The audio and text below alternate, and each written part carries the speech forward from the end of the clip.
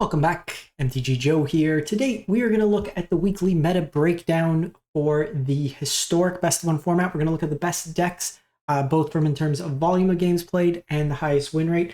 I've been playing a lot of historic best of one lately, been having fun with it. I was using it to farm playing qualifier tokens, so I got my 20. I'm ready for the Explore. Been playing a lot of Explore best of 3 as well because of RC season, so want to share. And there's actually quite a bit of data today. We're getting the data from UntapedGG, a companion tool that runs alongside Arena's client, aggregates user win rates, gives a whole bunch of cool stats. Link for Untap is in the video description. We actually just did a giveaway for a number of premium subscriptions.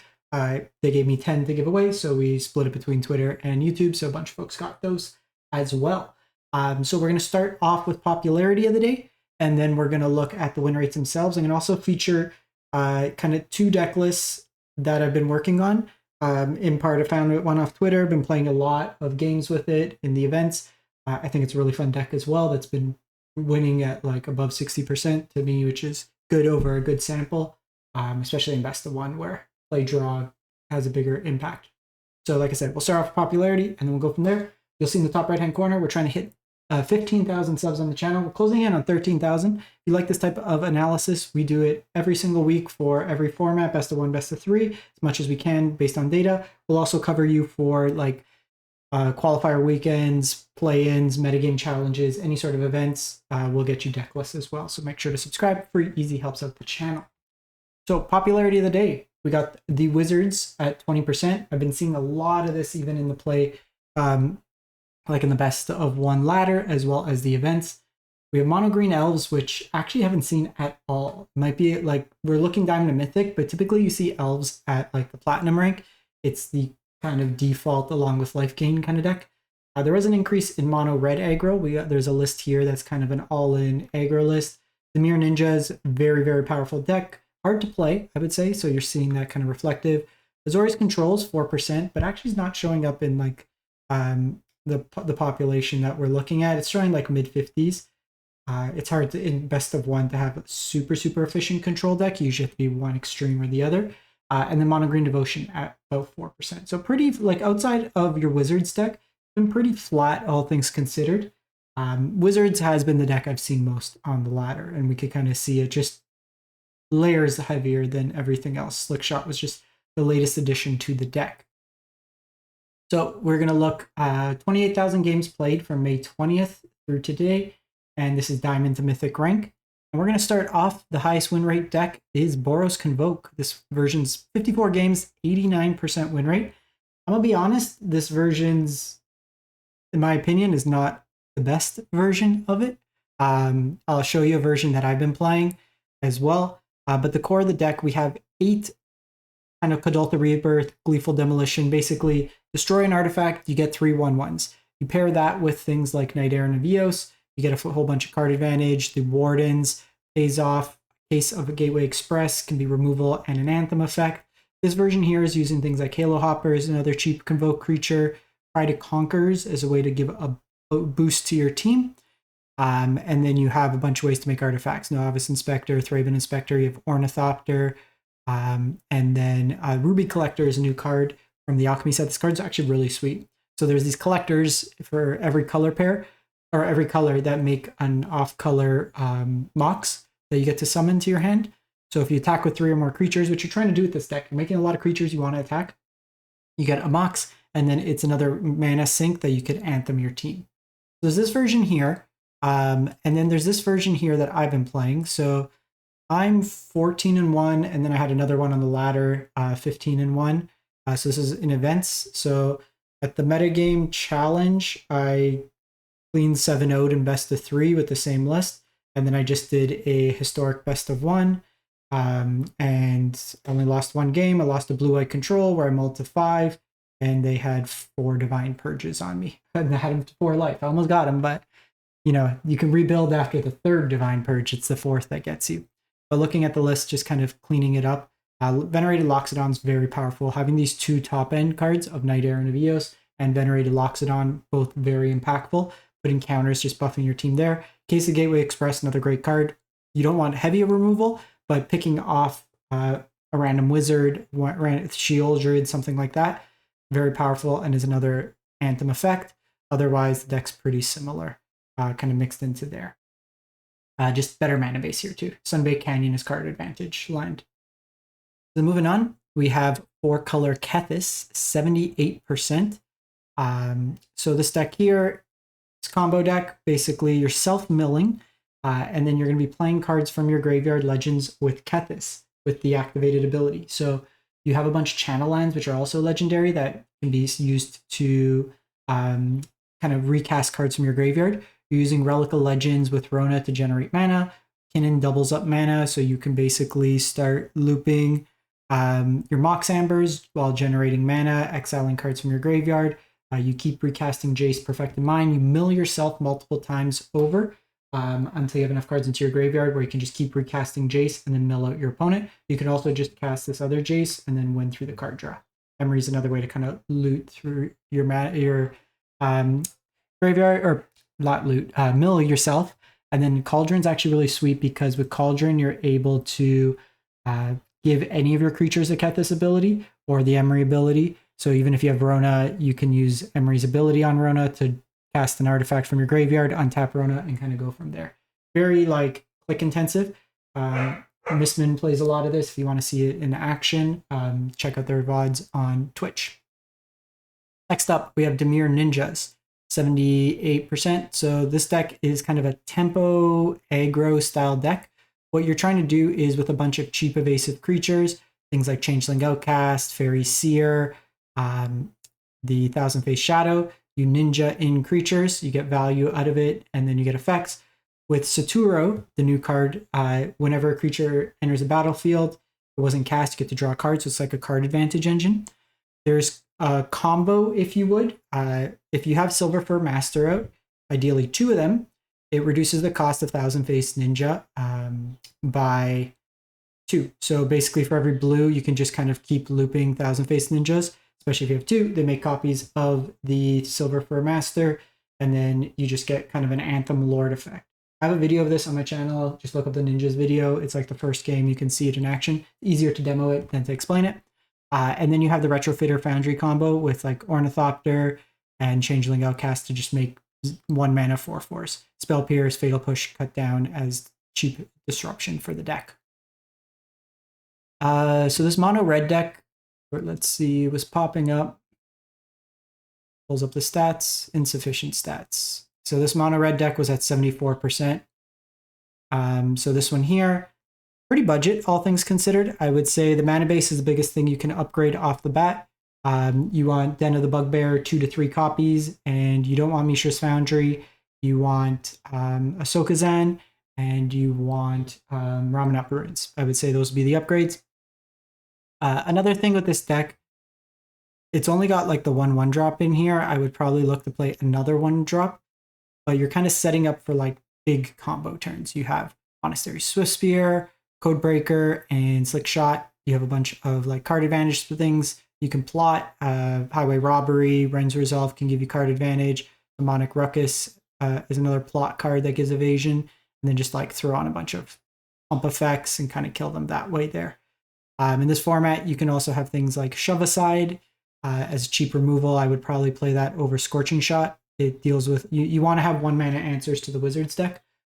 But if you're looking for like a budgety deck that can kind of build you into the eventual Wizards deck, this might be something you want to take a look at.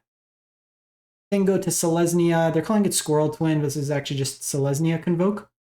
So in Selesnya colors, you have access to Imara, Voice of the Conclave, a very powerful card. With this one here, what you're able to do is draft from a Convoke sideboard kind of effect. So you can get copies of Night Air Navios, Venerated Loxodon, or March of the Multitudes in there. This deck's just looking to kind of play that in addition to a bunch of ways to gain life. You have Trellisara that gets bigger, Voice of the Blessed that get bigger, and then you have Rope Lion's Attendant, which, think of it this way, it comes into play. Every card in your hand says when you cast this card, or when this creature enters the battlefield, you get a 1/1, so it just lets you go more wide. All those tokens triggering things like Soul Warden or Luminarch Veteran. The Ornithopter seems a little odd in the deck without Retrofitter Foundry. You could probably play something else, probably another Trellisara, or even more Amaras. Amara is very powerful. But your payoffs are like Sarah's Ascendant, these kind of dorks, just gain a bunch of life, go bigger than your opponent there. So good against like red-based aggro for the most part, since you can kind of just go wider and then outgain them in terms of life. We then go to the Wizards deck. So this is one of the more powerful decks. You'll see a couple different versions. This one here, not on Slickshot. Interesting to see kind of. I actually don't love this. Like a null's not a card you play. Let me see if there's another version of Wizards. Like that one's got the higher win rate right now. Okay, so this one's better. Quick little. So this one was like winning, but like you're not going to play a null. It's too much of a fringe card. Like it's good against the artifact deck, but I wouldn't be playing it. This version here, Spell Pierce, much broader scope in terms of what it hits. You have the Shove-asides in here, Considers, Dread Horde, Expressive, and Slickshot Show Off, Wizard's Lightning, and Flame of Lenore. You'll sometimes see Treasure Cruise in these lists. I've liked versions even playing like 3. I would probably play 3 Spell Pierce over the Spike Field Hazard, to be honest. And I think in this format, you probably want to be on the full set of Shove-aside, to be honest. The Wizards matchup, just being able to control your opponent casting like wizards and stuff is very impactful. But you're basically just casting spells with your creatures out. They get boosts, Symmetry Sage buffs your creatures. You have Reckless Charge, get huge haste attacks. Dread Horde flashes back your stuff. There's a lot of ways to pump it. So you get the recast Flame of Lenore that gets double modes, Wizard's Lightning, stuff of that nature. Very, very strong deck. You got to be prepared for it. You got to have like interaction or just go wide or kill them. What I like about the Convoke deck, the removal is usually 1-for-1, and you can kind of just spew your board wide and kind of get them there. We got a combo deck, folks, 4-color Neostorm. So this deck hasn't shown up in a while, but 69%. So how this deck works is you cast Seagate Stormcaller, and then, so you need 4 mana. Seagate Stormcaller, trigger goes on the stack, you copy Neoform, Neoform comes into play, you get Dualcaster Mage, it copies Neoform, and you keep doing that for each version. And then you basically get out all the copies of Dualcaster Mage in your deck. You get all the copies of Glasspool Mimic out of your deck. That gets out the Dualcaster, basically copying Dualcaster Mage. Then you get to the point where you cast Imidane's Recruiter, and it gives all your creatures haste and a boost. You can also, with Paradise Druid out, that's another one you can target to get that value, and then it's hexproof. You can also double up with Expansion and the Neoform. You get that effect. One sec. Excuse me. Sorry, needed that coffee. So lots of kind of ways with that. Assemble a team helps you find your stuff. You have protection effects, Swan Song, Pact of Negation for when you combo off. Usually when you go off, you just win. So it's kind of all in like that way there. They can disrupt you by killing one of your creatures, but if they have 2, you can kind of play around it in that respect. And then Combat Celebrant's another way to get extra combat steps. So kind of a cool deck there. We then go to Selesnya Angels. So we got to return to Angels. Saw quite a bit of this in the events, not so much in the best of 1 Mythic ladder. I will say it's not a terrible choice against Wizards because you can outpace them in terms of life gain. Very bad into control. The one thing I would say, people love Gaia's Blessing in best of 1. They lose to 1 mill deck, and this becomes their identity. You shouldn't be playing this card in best of 1. Play more Angels. So biggest thing off the bat, I would cut 2 of these, cut 1 Giada, and then probably cut like 1 Pilgrim, and then play the 2 mana 1/3 Angel Youthful Valkyrie. I would play that instead. I think that one's a better card in there. And then just Coco's, Kylos Reconstruction, gain a bunch of life, kind of go wide and kill your opponent. I also don't think you need Nykthos in this deck. It's going to hurt you more than it's going to benefit you. You kind of top out at 4 mana. Like even with Kyla's, it's more of a later game card. I wouldn't play this. You have like white in your requirements, and it's just a bad, like you're already committing more to the board. You also don't need to be on a double Beseju deck. The biggest thing, I would just play the fast lines. So cut these 2, cut 1 of these, cut the forest, play 4 fast lines, I would say. And then your deck's a lot better. Grixis Dredge. So Dredge is Dredgeless Dredge. So Dredge is when you kind of mill yourself for value. The core of this deck, what you're trying to do is put cards into your graveyard. So if you kind of mill yourself, you target yourself with Glimpse the Unthinkable, Founding of the Third Pass, Stitcher Supply, or Otherworldly Gaze, Merfolk Seeker Keeper. You want to put cards into your graveyard from your library. That would trigger Narcomoeba to come back. Bloodghast comes back with any sort of land drop. You have Prize Amalgam, which comes back whenever another creature comes back from your graveyard. Silver Smoot could come back if you get Creeping Chill to target the life. Creeping Chill gets cast for free. If it gets milled over, other Faithless Looting kind of pulls the deck together, get rid of the cards you don't want in your hand. So like bin your Bloodghast, bin your Prize Amalgam, bin your Silver Smote, find those cards that are kind of more impactful. This is kind of a effective deck. You can have crazy turn 1s, turn 2s. You can also, like I've had games where you mill 3/4 of your library and don't find any action. So it's sometimes a frustrating deck because it doesn't matter what you do, you just mill 10 lands and then you bang your head. I think it's a little bit better in Timeless because you get fetch lines, which give you double trigger of Bloodghast. But all in all, it's a fun deck to play. And go to Rakdos Bombardment Vampires. So 64%. So you have the Sorin, Bane Ripper kind of combo. Then you also have Goblin Bombardment. So sacrifice creature, deals 1 damage to any target. Well, you got Forsaken Miner that you can sack, deal a damage, then that triggers a crime. So for every copy of black mana, you can keep bringing it back and kind of machine gun your opponent. Bloodghast is another way that comes back when you play lands.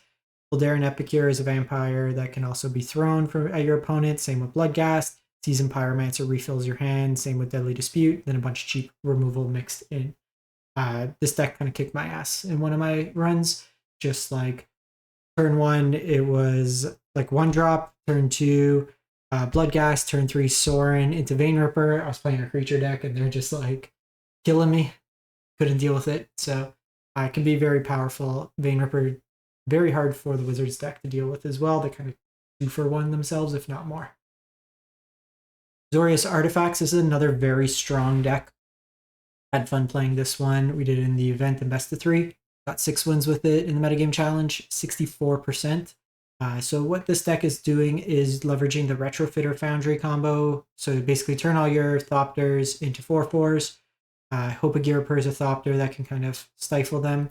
You got cheap interaction with Duskrose Reliquary, Fragment Reality, Portable Hole, all kind of mixed into there. Skrell for protection, Mashiko for pump. Emporium Thopters, this card's nuts. It seems like so random, but 2 mana Thopters you can control get +2/0. So all your Ornithopters now are 2/2s. And then at the beginning of your upkeep, you get to put a copy of Ornithopter into your hand, which then fuels your Retrofitter. Whole bunch of value. Luris kind of rebuys all those stuff. You get the loops, and Genius Smith gets really big. I played a Myrex in my mana base. I like that a lot. I played 1 fewer copy of Hope of Girapur, and I played a Shadow Spear in my list. I liked having Shadow Spear just to kind of pump through damage, and in the mirrors or like creature races, you just gain a bunch of life. Then go to Mono Green Devotion, 64%. So fun to the core of this deck, bunch of cheap early ramp, Delight Halfling, Mystic, Llanowar Elves, Utopia Sprawl, trying to get you earlier into your 3-drops with Nykthos. You basically tap and tap a whole bunch of mana with Kiora, cast Storm the Festival, kind of pop off. Cavalier Thorns help you dig for your Nykthos. You have Silverback Elder to gain you life, get you lands, destroy artifacts, enchantments, Nissa, whole bunch of mana. You have Hollow Henge Wrangler, enters the battlefield. You seek a land card, and then you discard a land, and then you basically conjure a copy, like a 5/5 vanilla. It's just basically if you flood late game, you turn your lands into 5/5s. Pretty good.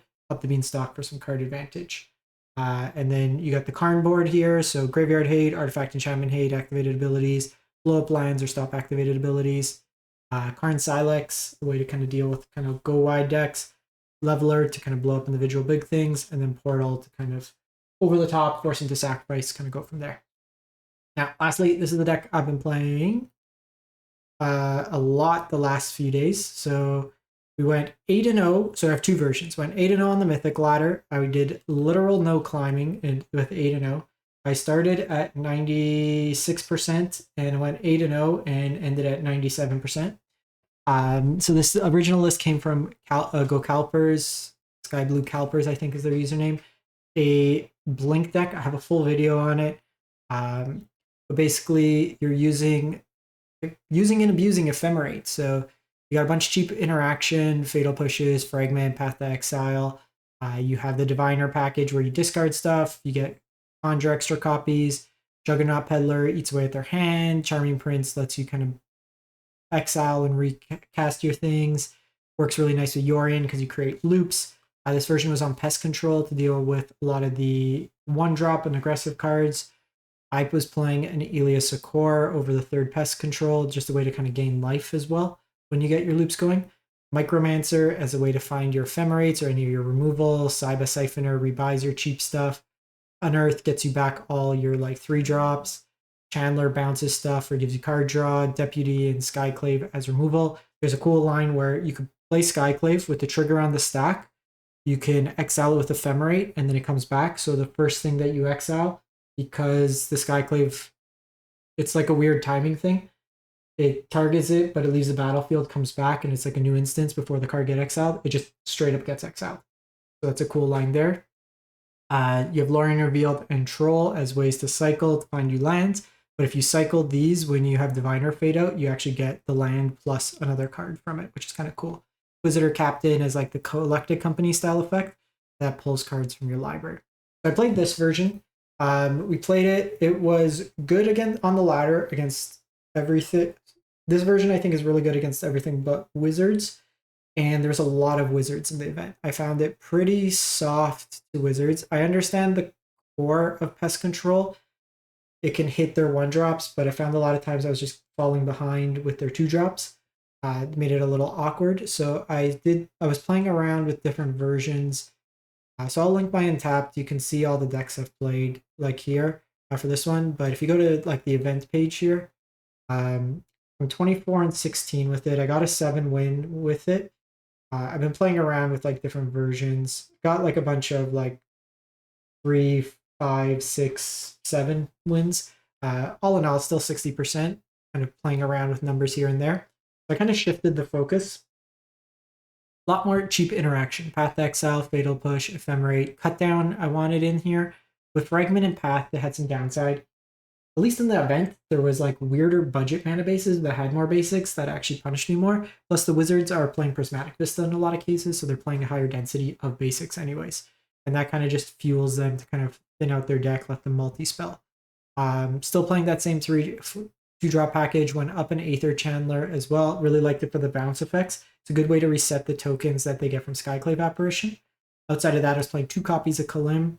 I tweaked the mana base slightly. I got rid of the Ancient Ziggurats because I found that was messing me up more than it was benefiting me. But biggest thing here is just trimming on some of the cyclers, playing more cheap interaction to deal with the early drops.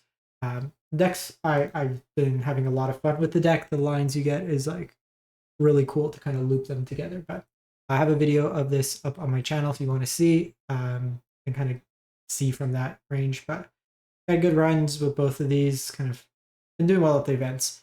We're ready for the qualifier weekend, at least to play in. That's it for the week. A lot of content today. Hope you enjoy. Catch you next time. Thanks for watching.